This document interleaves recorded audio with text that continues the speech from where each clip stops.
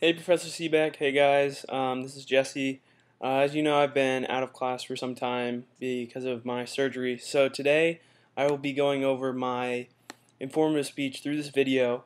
And I apologize, I don't actually own a video camera. So I'll be doing it with my webcam on my computer. And I'll be doing it like YouTube style, I guess you could say. So if you notice, I am actually chewing gum, as you can see.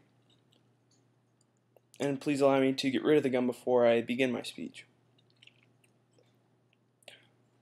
Alright, now I just swallowed my gum, and if I were to ask anybody listening right now, what do you think would happen to that gum?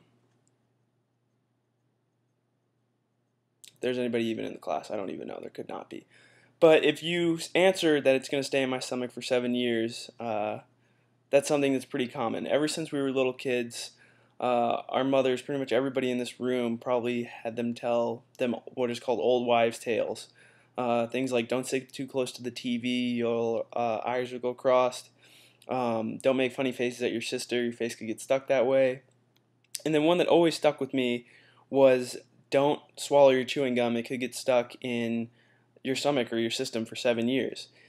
And that's one that I've always wondered, like my entire life. I've never really known if that was true or not, and I wanted to know if this was just a myth or if it was actually a true statement, or if my mom was just lying to me all this time. So that's what I want to go through today to find out if this is actually a myth or fact. And I think in order to correctly figure out the origins of something or if something is true or not, you need to know everything that goes into it. So I'm going to walk you through a brief history of gum and how it became popular, also how it's made and manufactured, and then maybe we can find out if this is a myth or not, and maybe if that piece of gum is going to stay in my stomach for a very, very long time. So like I said, a brief history. People have been chewing on the resin of trees for really thousands of years. Ancient Greeks used to chew on something called mastiche, which was made from a mastic tree. And then the Mayans used to chew on sap from a sequoia tree. So pretty much people saw trees and thought, I wonder if we can chew on that, and that's pretty much how gum was born.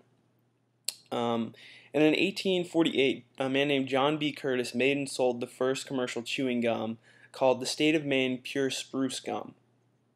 Then, about 20 years later, a really big part of gum history came in 1869.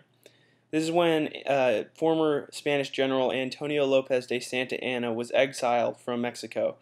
If you're familiar with Texas history, he actually was the general that fought against the Texas Army and like the Alamo, things like that. And he was exiled after Mexico lost to Texas independence, and he moved to New York with an inventor named Thomas Adams. And no, it's not the President Thomas Adams, just another inventor with that name. And Santa Anna introduced him to something called chicle, which is Spanish for gum, and Adams loved it. He loved the taste of it, how he could chew on something like this for so long, and it wasn't food. It was just fascinating to him. And Adams was a well-known child inventor. Like he invented children's toys and things for kids to play with, and little bikes and things like that. So in 1871, a few years after he met Santa Anna, he patented a machine for the manufacturing of gum. He was the first person to do this, which led to his gum called Tutti Frutti, which I'm sure a lot of you are familiar with, to be the first gum ever sold in a vending machine. And he sold in the vending machines that were outside subway stations in New York City. So that's pretty much how gum got popular, and I was wondering if any of you have ever wondered what goes into gum and makes it the way it is. Why is it chewy, and how do they get different flavors? So I turned to the Wrigley Company, which has on their website a way in how they make their gum. And the first thing that really goes into the gum, according to Wrigley, is something that's just called a gum base, which they say puts the chew in chewing gum. The base is what makes it chewy and sticky. The second ingredient is the sweeteners, and gum companies like to use powdered cane sugar, beet sugar, and corn syrup in the sugar sweetened gum, something like a Bubblicious, I guess, or one of those ones that has a lot of flavor to it. But you see now some of the more popular ones like Orbit and things like that are sugar-free gum, and what goes into that is actually a lot less exciting and very hard to pronounce, so I'll do my best.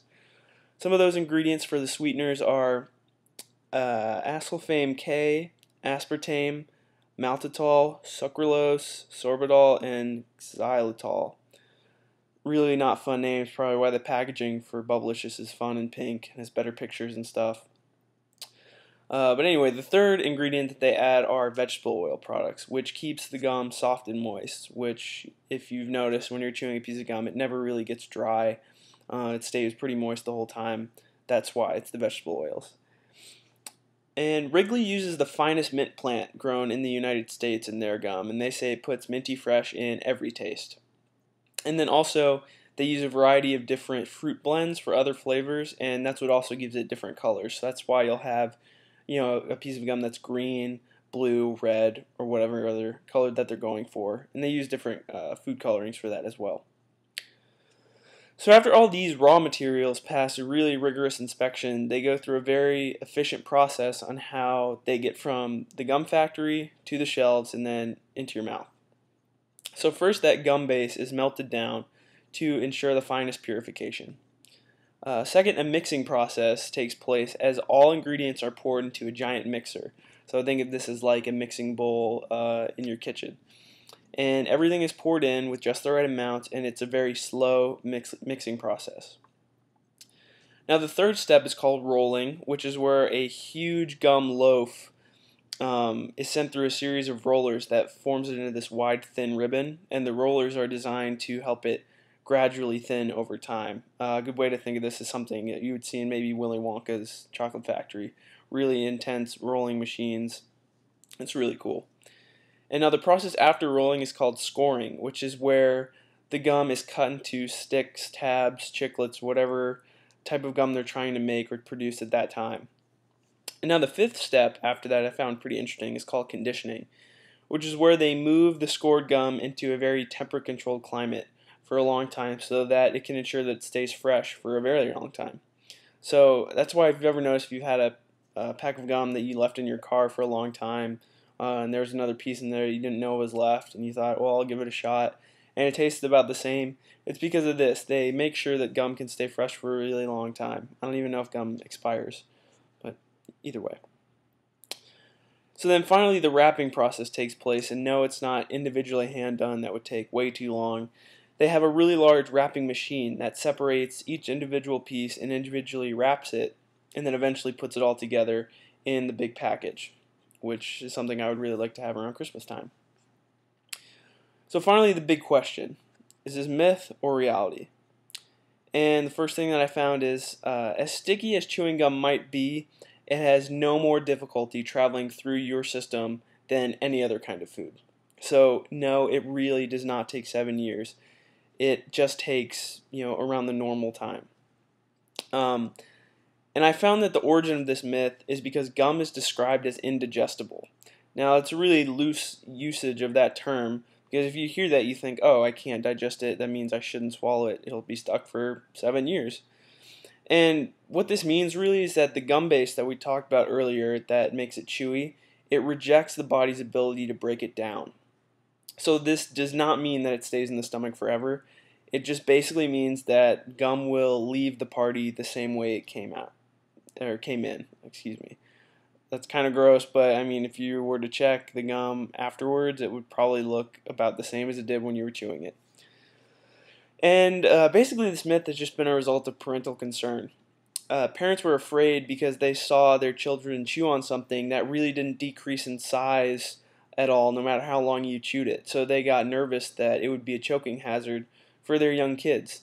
And they thought if it doesn't decrease in size and it stays chewy and sticky for so long, who's to say that it won't be difficult for our kids to digest and be harmful for them? So that's pretty much where the myth came from. Just parents being overly cautious, making sure their kids didn't choke, and so they put up this scary rumor that you wouldn't be able to digest it for 7 years. So like I said, in conclusion, it does not stay in your system for that long. I was very happy that I could lay this myth to rest for all of you. Like I said, it's something I've always wondered, and I was hoping that maybe some of you were curious as well, and that this helped you really find out what gum is, what it's made of, and that you can swallow it if you need to. However, I will address one case that is the exception to this fact. I found this really kind of gross and interesting at the same time. A journal of pediatrics noted that one boy ignored his mother and her warnings to not swallow gum. And he reportedly swallowed 5 to 7 pieces of gum every day for several years. And I'll say that this behavior led to 2 years of chronic constipation. And I'll spare the details, but let's just say the boy needed some serious assistance in removing all the gum, which was described as a taffy-like substance. So that's really gross. Don't do that. You can swallow a piece of gum if you need to, like if you're in church and going up for communion and you have a piece of gum in your mouth, feel free to swallow it. I've done that before. It's no big deal. It won't hurt you in any way. So at the end of my little speech here, I was going to hand out a piece of gum to everybody. As you can see, I have a little thing ready for everyone. But I'm not there, so I'm just going to, throw some at the computer screen. It's really not the same effect. But anyway, I hope you enjoyed my presentation. I hope you know that you can chew gum and swallow it freely. Just don't do it for like 5 years or so. Alright? Hopefully I see you guys soon. Have a great day.